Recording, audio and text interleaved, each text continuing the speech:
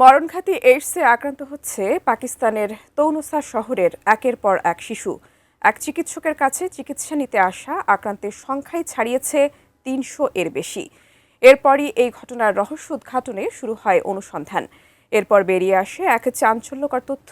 উঠে আসে পাকিস্তানের স্বাস্থ্য ব্যবস্থার ভয়ঙ্কর অব্যবস্থাপনা। বিস্তারিত জানাচ্ছেন মেহেদী হাসান।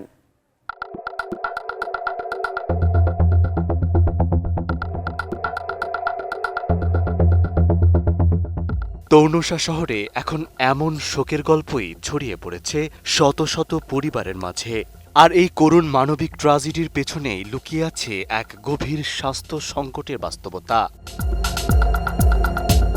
এই প্রেক্ষাপটে অনুসন্ধানে উঠে এসেছে ২০২৪ সালের নভেম্বর থেকে ২০২৫ সালের অক্টোবরের মধ্যে অন্তত ৩৩১ জন শিশু এইচআইভিতে আক্রান্ত হিসেবে শনাক্ত হয়েছে। একই সময়ে একাধিক মৃত্যুর ঘটনাও ঘটেছে, যা স্থানীয়ভাবে আরও বড় ধরনের উদ্বেগ ও আতঙ্ক তৈরি করেছে। দেশের মানুষকে প্রতিদিন সুরক্ষিত রাখার প্রত্যয় নিয়ে এলো সেফ রাউন্ড সুইচ। অনুসন্ধানে আরও দেখা গেছে তৌনুসার তেহসিল হেডকোয়ার্টার হাসপাতাল থেকেই এই সংক্রমণের সূত্রপাত হয়েছে। যদিও হাসপাতাল কর্তৃপক্ষ সংক্রমণ নিয়ন্ত্রণে কঠোর নীতির দাবি করেছে, তবে গোপন পর্যবেক্ষণে সামনে এসেছে গুরুতর ও উদ্বেগজনক অনিয়মের চিত্র।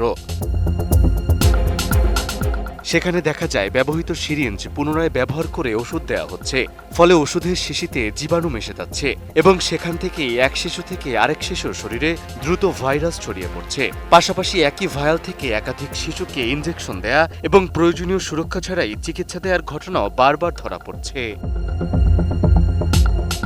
বিশেষজ্ঞদের মতে এ ধরনের অনিরাপদ চিকিৎসা পদ্ধতি সরাসরি সংক্রমণের ঝুঁকি আরও বাড়িয়ে দেয়। তারা জানিয়েছে সিরিঞ্জে থাকা রক্ত বা ভাইরাস সহজেই অন্য শরীরে ছড়িয়ে পড়তে পারে, যা এ ধরনের প্রাদুর্ভাবের অন্যতম প্রধান কারণ হয়ে উঠছে বলে তারা ধারণা করছে।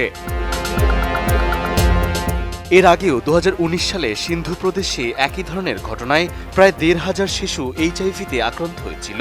ফলে এই নতুন প্রাদুর্ভাব পাকিস্তানের স্বাস্থ্য ব্যবস্থার দুর্বলতা নিয়ে আবারও গুরুতর প্রশ্ন তুলেছে।